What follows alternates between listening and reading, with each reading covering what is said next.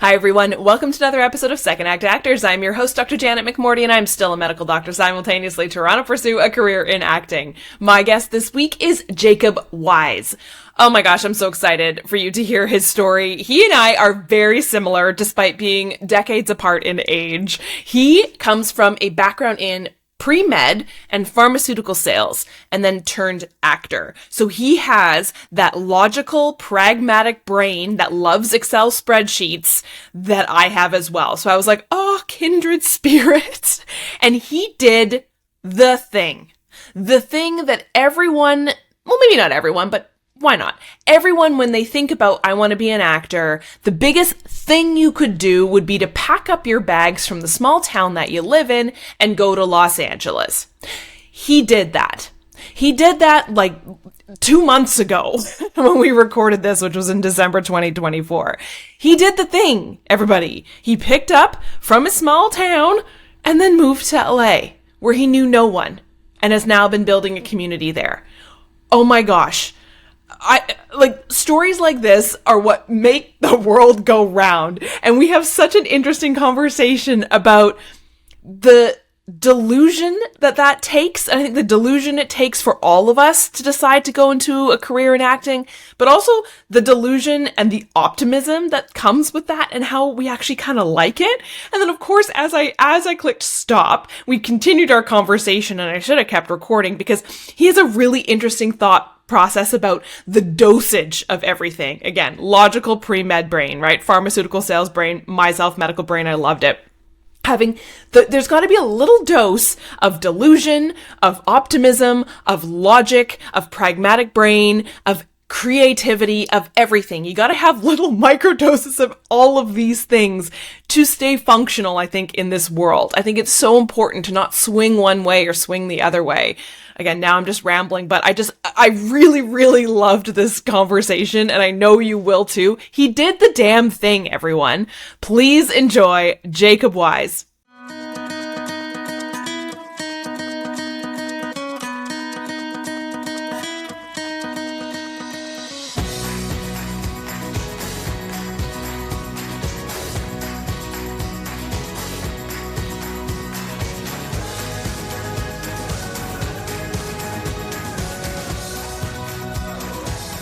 Tell me your story. How did you get into this crazy business? Yeah, so it's kind of, I feel like it's a different, not the typical route. So I was pretty much my whole childhood planning on becoming a doctor. And so I went to school, I was pre-med, studying biology, doing all the stuff. I was on the swim team in college. And so one of our assistant coaches had been working in pharmaceuticals. And so when I graduated, I was planning on taking a break. And so I was like, okay, well, I'm not going to go straight to med school. Like I'm burnt out. And so sure enough, as I'm looking for jobs, I get a call from him and he's like, hey, I'm hiring. Do you think you'd be interested in working with me? So I'm like, yeah, I mean, that sounds reasonable, right? So all of my senior year though, in the back of my mind, of course, something I hadn't shared with anybody was, it's like, I kind of think I want to try this acting thing. Just I don't know if there's just one day I woke up feeling that type of way. I'm not sure. I've always been like, a movie guy, like buff. So anyways, started the job.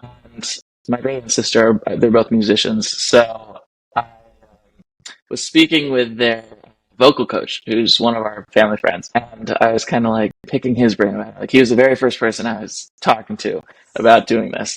And he was like, well, first thing you got to do is a community theater play. It's like the stakes are the lowest, and you just have to. It's the same muscles though. Like just see if you like it. And so I said, okay. Of course, I'm thinking like I want to be on like doing these big, huge movies, and like so when he said that, I was like, community theater play, and then I did it, and I just loved it. Like just loved it. I mean, it was like an hour away from my house, and we had 4-hour rehearsals.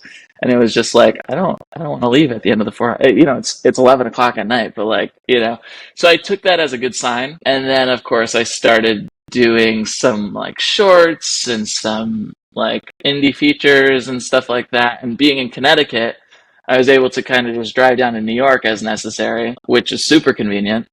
And then, yeah, and then from there I did another play and then just kind of like just juggled around, and I would do that mostly on like the weekends and then work during the weekdays. And yeah, so that's kind of how I first got into it. Um, When you were a kid, like I know you said you're like, I don't really know, like I kind of, not like I woke up one morning, wasn't like, were you creative as a kid? Like, did you I explore that was. creativity? Yeah. Yeah. I think that's my whole family's pretty musical, so I have some of that. Like I sing a little bit too. My brother and sister, like that's what they want to do. And then also I was like the one who was always like drawing or painting or whatever. Like I loved baking and cooking and all that stuff too. Like there was always something. And I'm kind of the type of personality where like I have a million interests. Mm. Want to try as many things as I can. I want to like, and so I guess all that creative stuff kind of just led me here. I love writing, do a lot of writing, but yeah, no. So there's definitely was always some creative. I guess it wasn't totally a shock in that sense, but yeah. And so when you got into that community theater play and it just started building from there, did you say, okay, bye med school? Like what happened? Not necessarily. I think I was still I was a little reluctant, I think, to kind of make the jump and like tell everybody like, hey, I think this is kind of what I want to do full time. Like, because you hear all the like, I became an actor and my parents disowned me or something crazy, like that. And I guess I was just kind of like, do I want to do this? I kind of was always like the methodical one. Like I mean, as much as I was creative, like the pre-med thing, everybody has an expectation. And I guess I was a little nervous to jump outside of that, to color with, beyond the lines. And, I will say, I got to give him credit, and I always do. My older brother moved to Nashville a few years ago, and in order to do his music and whatnot, and so I think that gave me some courage when I decided to do it. I'm like, okay, he did it, and everything's okay. He's living his life out there. There's no reason I can't do the same thing. And yeah, I think it was just after doing so much acting. Just I was pretty frequently going to New York, like every week, every other week type of deal. And I remember coming home one day after work, and I still live at home. I'm 24, so I just graduated school for the most part and was staying at home doing the balancing and whatnot. And I remember talking to my mom and just saying like, you know what, I'm not really, I don't feel happy. Just like going through my day to day, I'm not necessarily sad or upset or anything, but I just didn't feel like I was spending my time how I wanted to be spending my time. And so I said, that was kind of a conversation. And then a week or two later, I was like, you know what? I've been thinking about it for a while. And if I'm not enjoying how I'm spending my day to day, then like that's something that's just important to me. Everybody has their own take on that, but I really want to do something that I can be passionate about. And right now, this is the thing. And so, yeah, that's how I got here, I guess. Like you picked up your stuff and moved to LA? What happened? How did Yes. you, yeah. So that was we had that conversation in July of this year, and went to LA just to kind of do like a rundown. Like I just went out by myself, did like 5 days out here, looked at a bunch of apartments. I met Audrey. I don't know if I can do a shout out, but you can cut it out. No, Um, shout out to Audrey. Audrey's awesome. And so ironically ended up on the podcast just by, happenstance or whatever. Yeah. And so I got this taste and I was like, okay, this is great. I think I kind of know what I'll do when I get out here.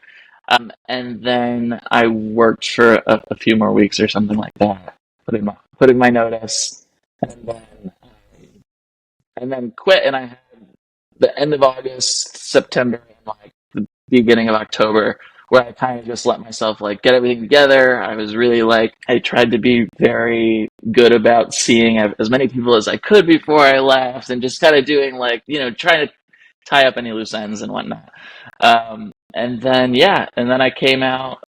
I left Connecticut October 12th and drove out here, stopped somewhere brother in Nashville, and then I got out here on Halloween. So I took a little while. I've been here for, what's that, a month and a half now?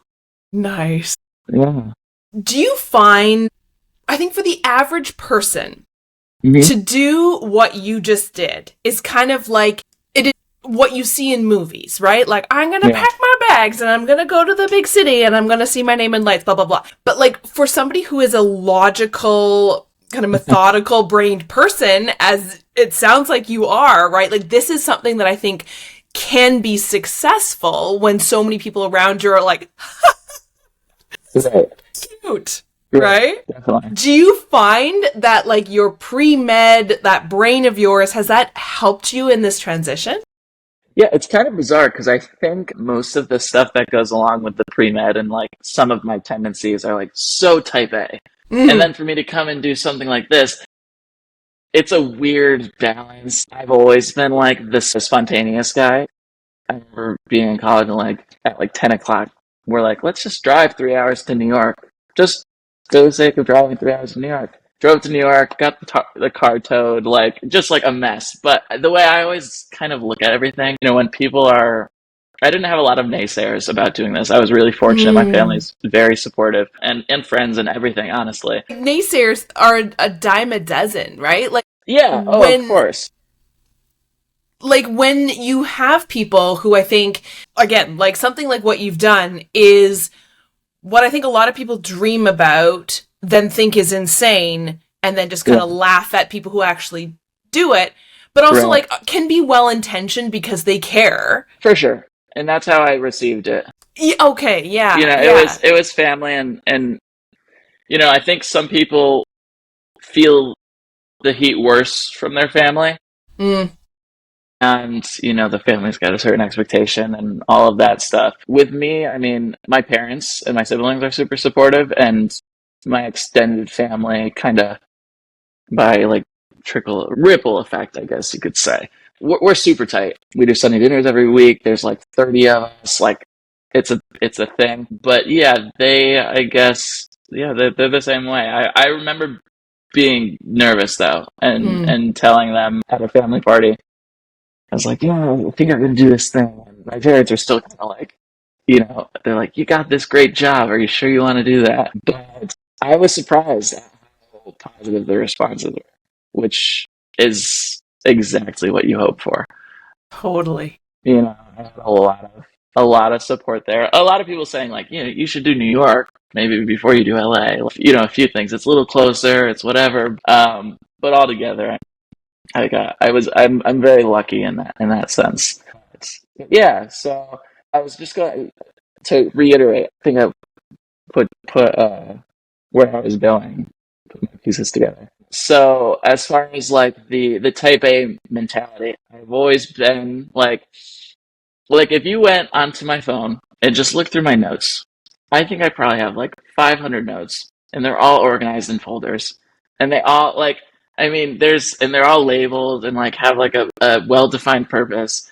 You can go into my like Excel and like look at all my spreadsheets. I mean, just the other day. So since I've been here, I have a handful. I have one for apartments. I have one for jobs. I'm currently on the agent hunt, so I have one with like 100 agents. Thank you, IMDb Pro. And I am going through, like contacts and all that stuff. Um, so yeah, so I always have that methodical part to my brain. And then I have this spontaneous part, which I think I like to tell myself, maybe it's because you kind of just have to be like a little delusional. You kind of have to just be positively reinforcing yourself. But I like to tell myself it's a good thing because I wouldn't be here without either one of them. Mm, And I have a lot of, actor friends that want to make the leap, but there's something holding them back, or they're able to make the leap, but they're not sure if they want to. And I think it takes a really specific mix of both. And I think a lot of people get out here and this is the big jump, and then they mm, kind of are able to rest on their laurels, and it's a really tricky thing. I try to remind myself every day, like it's not going to be done for me. I have mm. to be constantly working towards it, and yeah, I mean, I definitely get why there's burnout, but I look at it kind of like med school in that sense. Like, yeah, there's burnout for sure, but just you never know. Like that's the interesting, and that's kind of for me the exciting part. I like the unknown and whatnot. You don't know if something major is going to happen tomorrow or if it's going to happen 10 years from now, but My mentality Mm. is as long as you're enjoying the journey, that's really what matters. Yeah, so I think that being involved in sales, I've always been a person who likes to talk, which I guess makes a good podcast guest. Yeah. But I have, yeah, I guess that's always just kind of been second nature to me, and I think that's probably why uh, that person was interested in taking me into sales. Um, but I think that the way I see it is as long as you're working towards your goal in any capacity, you're doing like that's a good thing. I think it's a really tricky, and this is just my opinion. I don't think that there's any real fact with anything in this industry. It's just kind of everybody's got their take. And my take, at least what keeps me sane, is I have to be continuously working. I don't have to be continuously working on set per se, but I have to be doing something to feel like I'm making progress.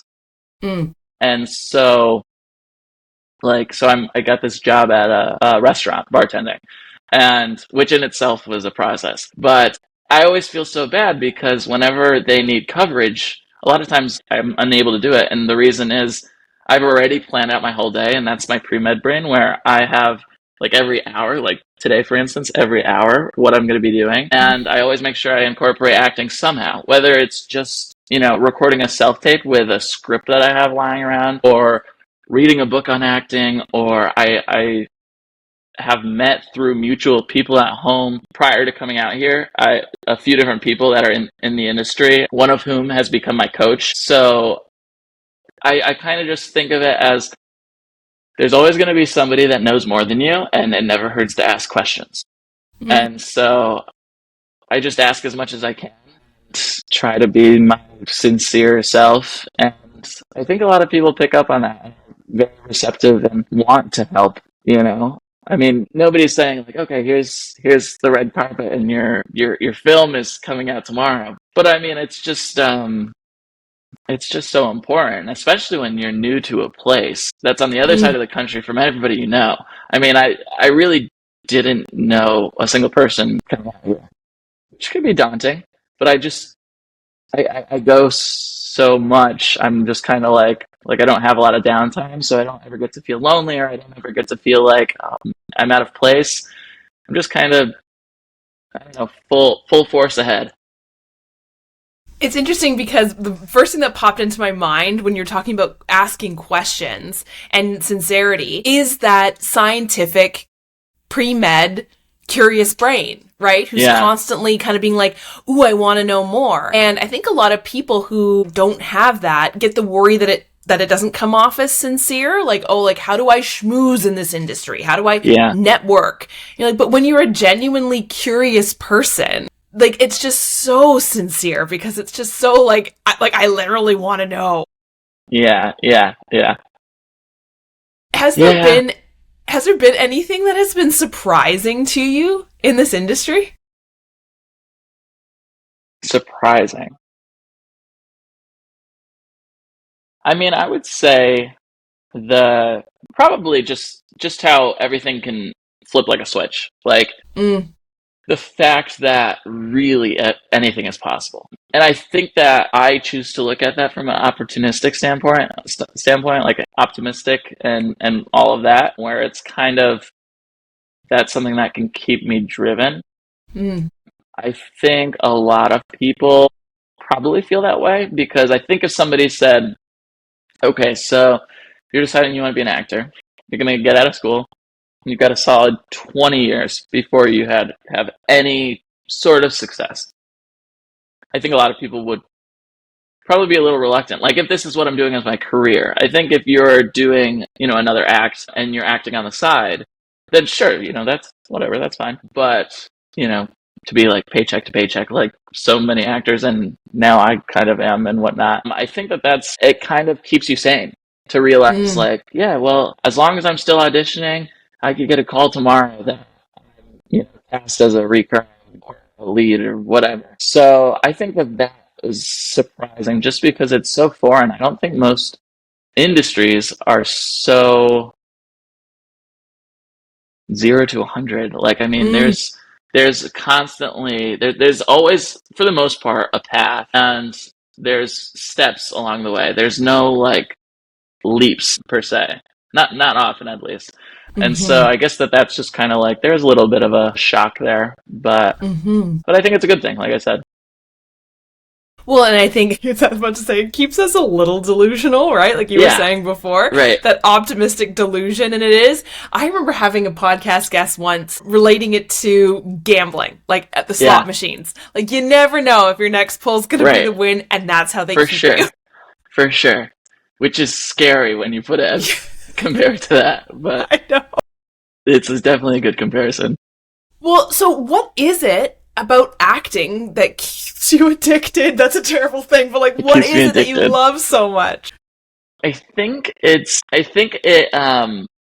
like satiates something that like internal. I also think that there's like a like unspoken connection like that you and your viewer have. You know, when you do like a really strong performance and you know that like you just I don't know. There's some emotion. It's kind of hard to put into words. But I think that that's something. You know, when you're really in the zone and you just kind of like walk off stage or walk off set and you're like, yeah, like that. I just felt that like in its entirety. Like I think that there's something addictive there. But I also think I personally am not like a super emotional person, which I have so many friends that say that that's not a good thing. But besides the point, um, I definitely think that it's kind of some sort of like release. Like I think it kind of allows me to kind of like avoid my own stuff and kind of just use it as an outlet. And so I think that there's some sort of scratch that or itch that's being scratched. But besides that, I mean, I think that there's just like I said, there's I have always tended to be creative in some capacity, and I think that's meeting it and or meeting that desire.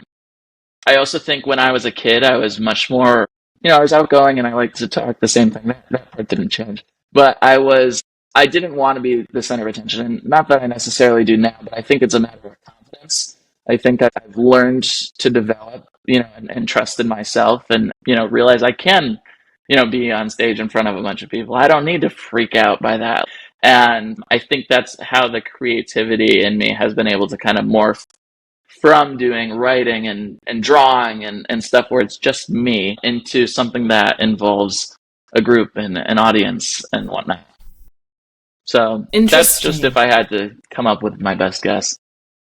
Yeah, well, it's interesting about, and again, you hear this a lot, like you can't, it's really hard to do acting alone, right? Like, yeah, you can stand on stage and do a monologue, but like it's really hard to do it alone, which makes it tough to practice. So, like, when you are in a new place and you don't know many people, like, how did you find community? Well, if I needed somebody to practice, FaceTime was very helpful. Yeah. But as far as community goes, I kind of just looked at it. So I'm going to just give you like a quick rundown of like when I got out here. So when I got out here, I was so fortunate to have had, I'm from this little small town in Connecticut. Like I'm not near New York.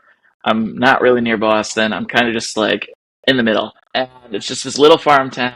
Anyways, people were on Facebook and you know, some people heard that I was coming out here, and somebody from that grew up in my town who I had never met heard and reached out to me and said, "Hey, just so you know, I've got a spare bedroom. I'd love to host you until you get on your feet if you're interested." I'm like, "Yeah, of course I'm interested. That's like the sweetest thing ever." And so I did, and I stayed with them up until a week and a half ago, I think. Super tight now, all of that stuff, which is great. But that kind of gave me some sort of like a home base feeling. Like Mm, we sat around the table and had dinner together like every night, you know, and there was just some sort of safety in that, which again, I know most people don't get. Like that's something I just truly was blessed for. And when I was on my job hunt, you know, I kind of made myself like I was every day I was going into restaurants and just kind of dropping off stuff. I was like, I want to do bartending or waiting. I get why people want to do it. I like the idea of doing it rather than the sales thing, which I totally could do because, you know, it's kind of church and state. Like when I'm at work, I'm at work. And when I'm at home, I'm at home. and nothing follows me. Mm. There are so many times where like I'd have an audition and then my boss would call me and be like, "Hey, I need you to get this done." I'm like, and then it feels like you're not giving the attention you want to give it. And Mm. so that was a big reason. So that was kind of, I'm doing this job hunting and whatnot, and I would use my early mornings and my evenings to go out and do things and try to meet people and whatever. So in the mornings, I would go swimming, like laps. There's a few different programs in LA that are adult, like 18 plus, whatever, and they have a coach and everything. So I would go to those. There's a few, I don't want to expose it, but there are a few, of course, everywhere in LA there are people that are affiliated with the industry. So there Mm-hmm. are a lot of people, good connections that I met through doing that, just by happenstance, just like everything else. And then there are a few different apps too, which is interesting, and I've been wanting to do them for a long time, but small town Connecticut, there's not a lot of opportunity there. But they are for like major cities where you can go on and it like sets up a reservation. Like there's one called Time Left and there's another called 222.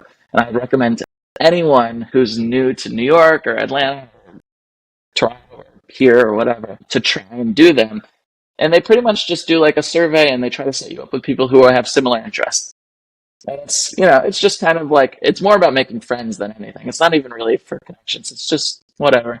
So I did a few of those, and I've met people I just hung out with some of the other 2 days ago, I think. So that gave a sense of community.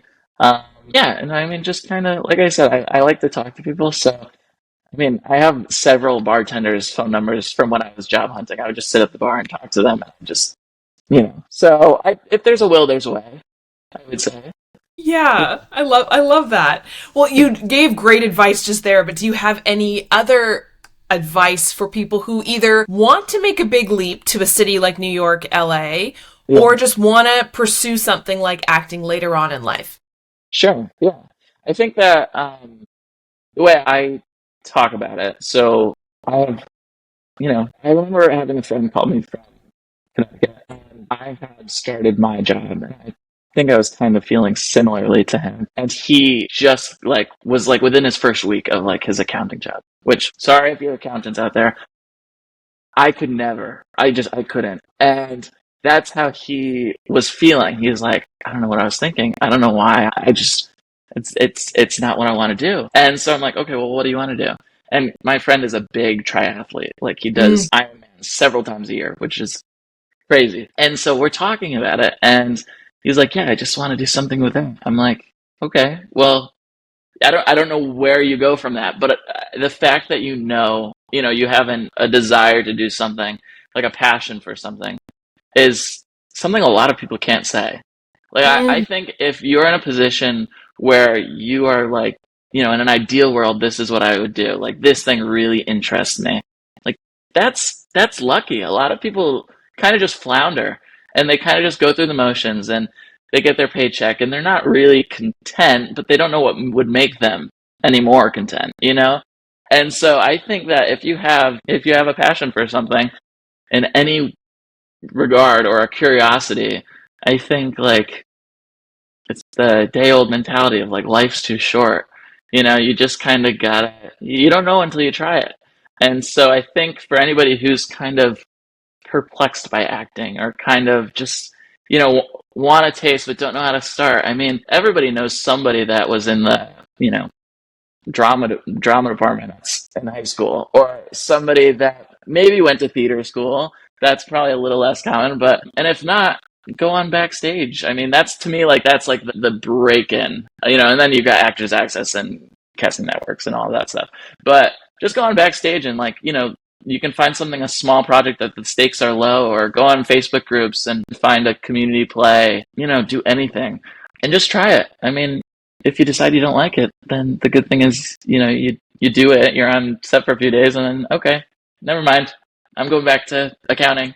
So that's what I would say for anybody who's thinking about acting or wants to try it. And then for people who are thinking about making a jump, I guess I mean, you can make a pros and cons list if you want. I think that if you're at the point where you're debating it, then that probably means that's what you want to do. Mm. I think if you can go to sleep at night and you're not awake about, oh, should I quit my job and just do it? Should I just, um, then maybe you can stay with what you're doing. But if you're thinking about it pretty frequently and maybe you're talking about it and you think that that's kind of the thing that would just like light that spark, just like, fan the flame or whatever, then I think that it's probably a good idea to at least let yourself just like try it. I mean, I have sounds like I have a lot of friends. But no, this is just, I have a friend who I was talking to yesterday who went to theater school and is a little reluctant on moving, but she wants to do live plays and whatnot. And so being in Connecticut to New York isn't that insane. But she's still a little reluctant on making the jump. And I just was talking to her about it yesterday, and I said, you know, the good thing is Elise is only a year. Go for a year. Okay, she's my age. You're 24 now. You're gonna be 25. You can always come back home. And she's in a fortunate position where, yes, her family would let her come back home. And not everybody has, the same predicaments. Yeah, I think that you can always try it. And, I've been on my mattress for the last few weeks on the floor. I don't have like, the couch that I'm sitting on you can see behind me, like, I don't have a table or anything, and I'm making it work. So, you can do a month or a year like this. Might not be comfortable. You can just kind of, you got to put yourself out there. If this is what you want to do, unfortunately, it does take a little bit of courage and a little bit of being uncomfortable and a little bit of this and that, but it's worth it to do something that you really enjoy. But yeah. Do you have any favorite moments, either on set, on stage, even in class? Any funny moments? Any funny moments? Oh, man, that's a tough one. I have a few that I probably shouldn't talk about. There was this. Yeah, I digress. But I mean, I don't know. I think it's always fun being on set. Like any like crazy memories. I don't know about that, but I definitely there's so many laughs that happen on set. Like especially, I think if I like doing a full length like feature or doing a play where you're around people for an extended period of time, the relationships that you make with like the next level of connection, like it's just you guys see like each other at your best and at your worst type of thing. And like by the time you're done, I don't know how people go their separate ways and then just don't talk anymore. I'm like the person that will like text you just checking up, just wanna see, like, haven't talked to you in a little while. Remember this one time? Like, so the last play I did was Little Women. Mm. That cast has like we're so tight. I mean, we have a group chat with like the 14 of us or 12 of us or whatever, and I'm sure I will be getting texts later today, just about whatever. But yeah, we had such a good time, like just like laughing, and it was nonstop. I don't think our director was super pleased with us in the entirety of it, but I wouldn't change a thing, So lots of good moments. I guess too many to pick one. I don't know. It's awesome. I mean, I think that anybody like on the fence, like we were talking about, would share that take. I think it's hard not to, at least. Mm-hmm. Kind of judge you if you don't know. Yeah. Just kidding. Do you have anything you are looking forward to coming up? Looking forward to? I don't know if I would say I'm looking forward to it per se, but like I said, I'm on the agent hunt, so that's what's happening now. And I don't know if this is, I'll say it as like a PSA. I don't know if it's the same experience for everybody, but in LA, so when I was in New York, self-submitting was very much a thing. I mean, of course, people have agents and whatnot, but you're able to survive off of self-submissions, whether it's backstage or actors access, like pretty frequently we're getting auditions. And here, not as much. Just a little dry.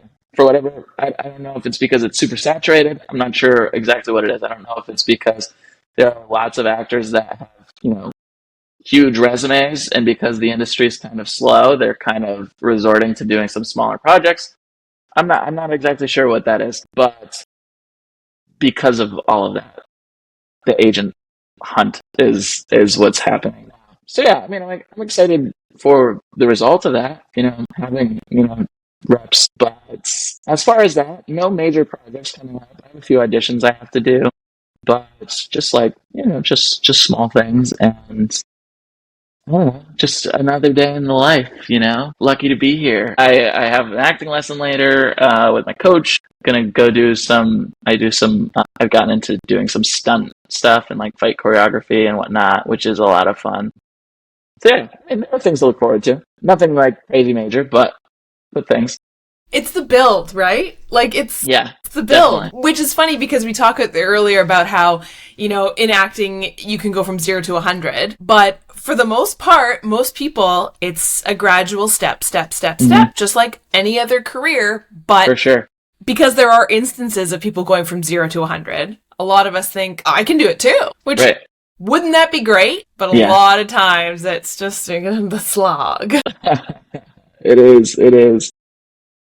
Do you have any final words of wisdom or advice? Kind of what I said earlier. I say it to everybody. People might get sick of me saying it, so I apologize. But life is too short. I think you just got to do the thing. Like if you want it bad enough, it's worth doing it. And if you don't want to do it, then it's not. You don't want it bad enough. Mm. So I think that really reigns true. It's not something that you can really float through. There are some jobs where you can kind of just go through the motions and kind of get 50%. You kind of got to be at 110 all the time. It gets draining. And I've only been doing it for like a few years, so I can only imagine the people that have been doing it since they were 10 or whatever. But yeah, if you want it, chase it. I mean, if it doesn't go to plan, or if it does go to plan, it makes for a good story. That's how, like I said, that's how I look at everything. If it can make a good story, then it's, usually it's worth doing.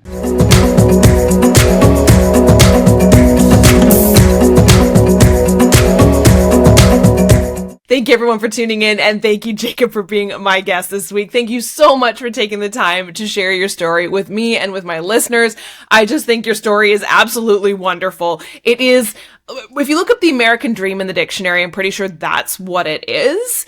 It's wonderful. Like, what a cool thing to do. And I think where he will succeed, and I know is succeeding, we talked about this in the episode that you just heard, is the fact that he has this curious, optimistic science brain, right? This is what makes humans connect with other humans in a way that doesn't seem superficial and shallow, because there's literally nothing superficial or shallow about being a genuinely curious person. I get asked all the time, how do you create community in this acting world that can be so shallow? How do you network? Like, I don't really know the answer, in the fact that the people who I know who are the most successful and genuine are the most deeply curious human beings. And that is Jacob. And I'm so excited to see how his career evolves, how it all happens. I'm just so excited to, I've met this guy and I've been introduced to his crazy orbit. Jacob, you are so cool. And I hope you all will tune in next week for another episode of Second Act Actors. Bye.